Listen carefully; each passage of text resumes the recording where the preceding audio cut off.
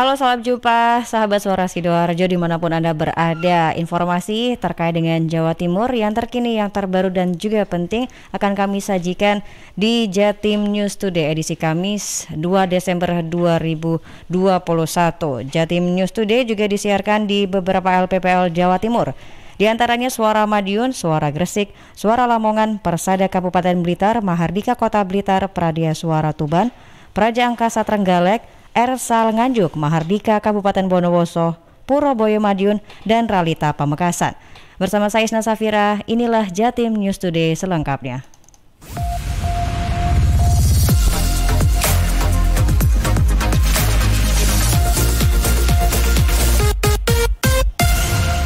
Ya, sahabat, informasi pertama datang dari Ilham Dianta, Suara Sidoarjo. Polda Jatim berhasil ungkap jaringan human trafficking berkedok rekrutmen kerja di medsos.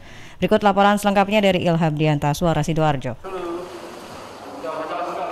NS alias Mami Ambar, wanita berusia 41 tahun, warga Kabupaten Lumajang ini berhasil ditangkap anggota Ditreskrimum Polda Jatim lantaran terlibat kasus perdagangan orang atau trafficking. Tersangka merupakan mucikari sekaligus pengelola wisma penantian di Desa Sumbersuko, Kabupaten Lumajang. Dalam wisma tersebut ada sedikitnya 29 wanita yang dipekerjakan sebagai tunawisma. Ironisnya, 6 diantaranya adalah gadis di bawah umur. Melalui akun media sosial Facebook, tersangka melakukan perekrutan para korban dengan iming-iming gaji 10 hingga 15 juta rupiah untuk pekerjaan menjadi pemandu lagu di Pulau Bali. Namun usai para korban tiba di wisma miliknya, justru dipekerjakan sebagai tunawisma dan mendapatkan upah sebesar Rp200.000 untuk 1 kali kencan. Terungkapnya kasus ini bermula setelah seorang korban yang dipekerjakan di wisma milik tersangka berhasil kabur. Dalam pelariannya, korban kemudian melaporkan kejadian itu ke Polda Jatim. Di hadapan petugas, tersangka mengaku telah menjalankan bisnisnya selama 2 tahun lebih. Asusila atas perintah Mami ini dibayar hanya Rp200.000. Nah, yang ada dari 29 perempuan yang ditampung oleh yang bersangkutan itu rata-rata berasal dari daerah Bandung, Lampung, Jakarta, dan beberapa daerah lagi yang lain. Dan selama di wisma di apakah ada ancaman-ancaman ini ancaman-ancaman tidak ada janji. Dari tangan tersangka, petugas mengamankan sejumlah barang bukti seperti kondom, uang tunai sebesar Rp5 juta, pil KB, dan sementara tersangka dijerat dengan pasal 17 nomor 21 tahun 2007 tentang pemberantasan tindak pidana perdagangan orang dengan ancaman hukuman 15 tahun kurungan penjara. Ilham Dianta, Suara Sidoarjo. Terima kasih rekan. Ya, terima kasih rekan Ilham Dianta dari Suara Sidoarjo terkait informasi human trafficking. Kita beralih ke informasi selanjutnya, sahabat. Kejar target herd immunity. Pemkab Pamekasan terus lakukan vaksinasi COVID-19 dari rumah ke rumah. Berikut laporan dari Audia Clarissa dan Arifin Ralita FM Pamekasan. Di Pamekasan, vaksinasi dari rumah ke rumah terus berlanjut. Upaya pemerintah Kabupaten Pamekasan untuk menekan tercapainya vaksinasi di berbagai wilayah di 13 kecamatan terus dilakukan. Tim Satgas Penanganan COVID-19 berkolaborasi dengan semua unsur, baik secara vertikal maupun horizontal. Kali ini, Koramil 082611 Batu Marmar menggelar serbuan vaksinasi secara door-to-door di wilayah Desa Bangserah, Kecamatan Batu Marmar, Senin pagi hingga siang. PJS dan Ramil Batu Marmar Kapten CHB Heri Mulyono beserta Kepala Desa Bangserah Suharyanto terjun langsung untuk memberikan pelayanan dalam kegiatan tersebut. Keduanya bersinergi untuk memotivasi dan memberikan pemahaman kepada masyarakat setempat. PJS dan Ramil 082611 Batu Marmar, Kapten CHB Heri Mulyono mengatakan, dengan kerjasama dan dukungan dari pihak desa, Kegiatan vaksinasi door-to-door dapat berjalan maksimal, aman, dan juga lancar.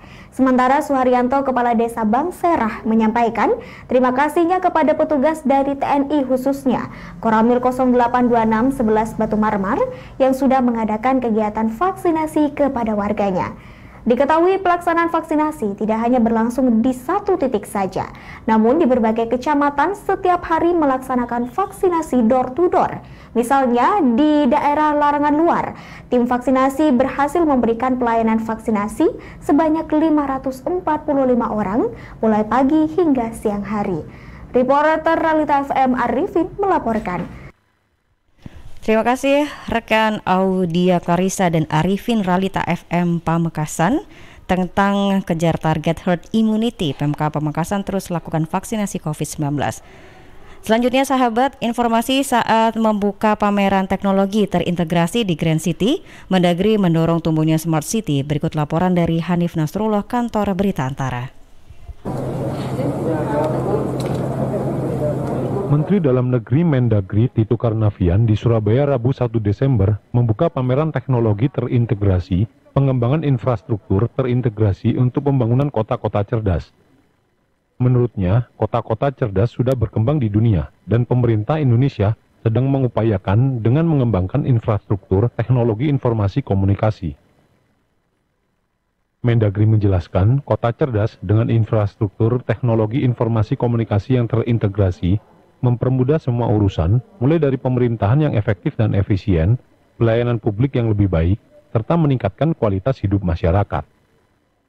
Selain itu, komunikasi masyarakat semakin intens, pengaduan masyarakat lebih cepat, dengan mengurangi kontak fisik sehingga dapat menekan moral hazard, seperti mencegah kemungkinan terjadinya pungli maupun korupsi.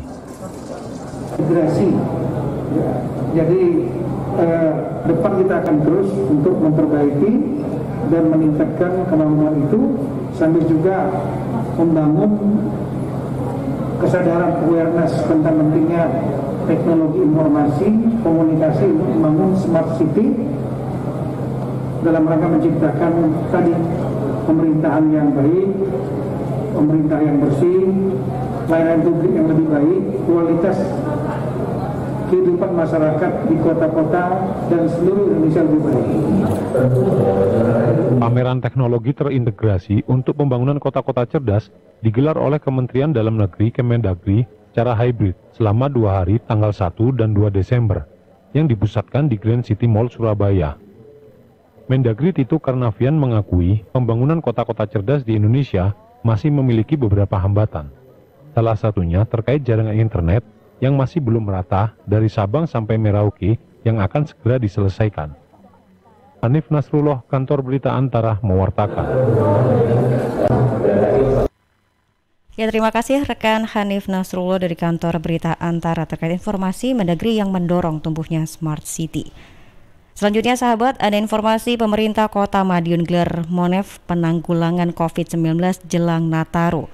Berikut laporan dari Amanda dan Rama Permana, Suara Madiun.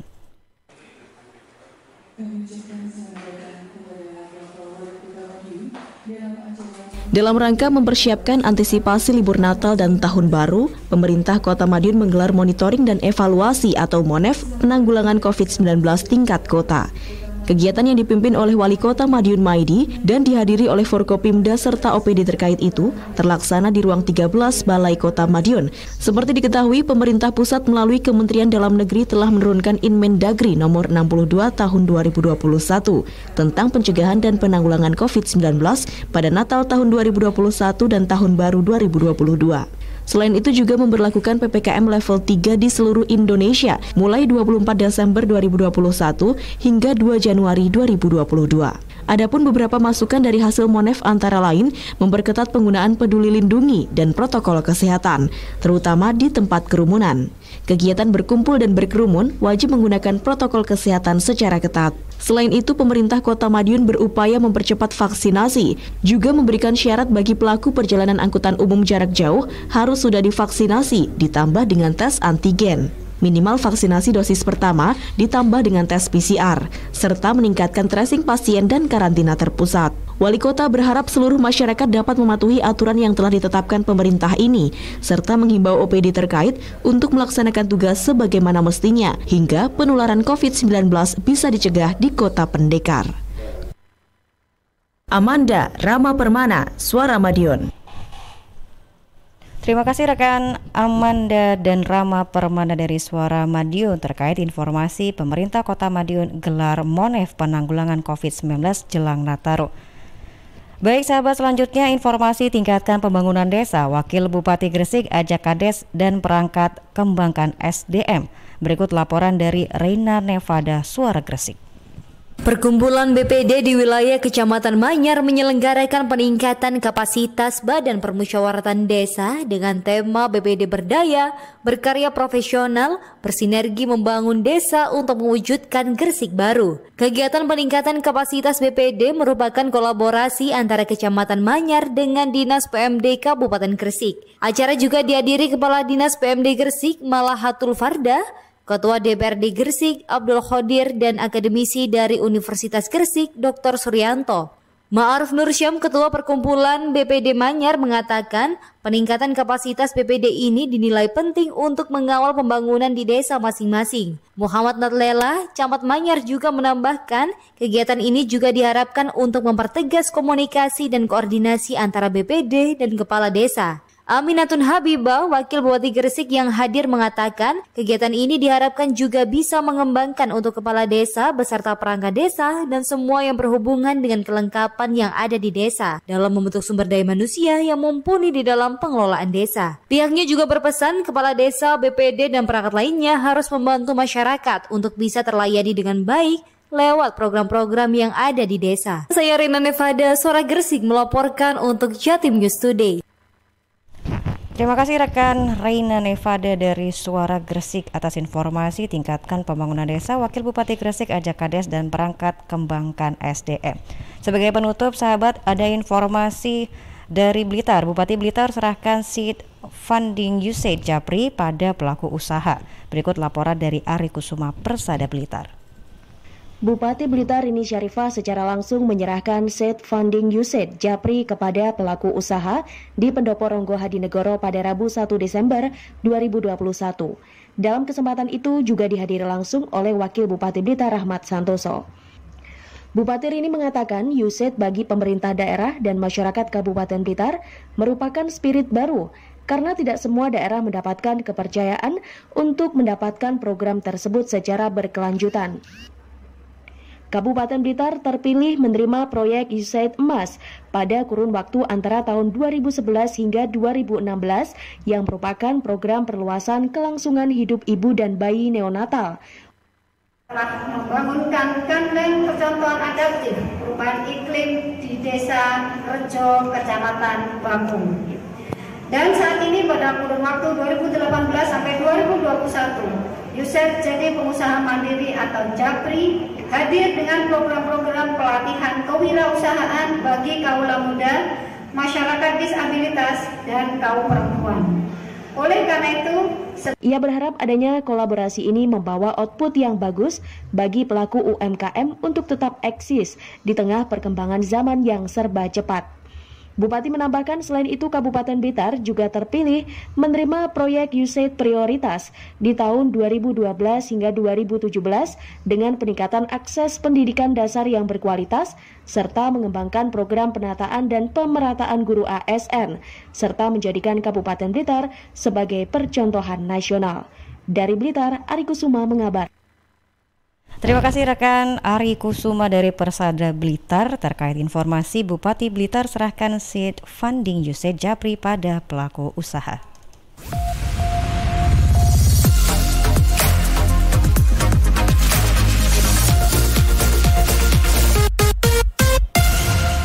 Baik sahabat, informasi tadi sekaligus menutup jumpa kita di Jatim News Today edisi Kamis 2 Desember 2021.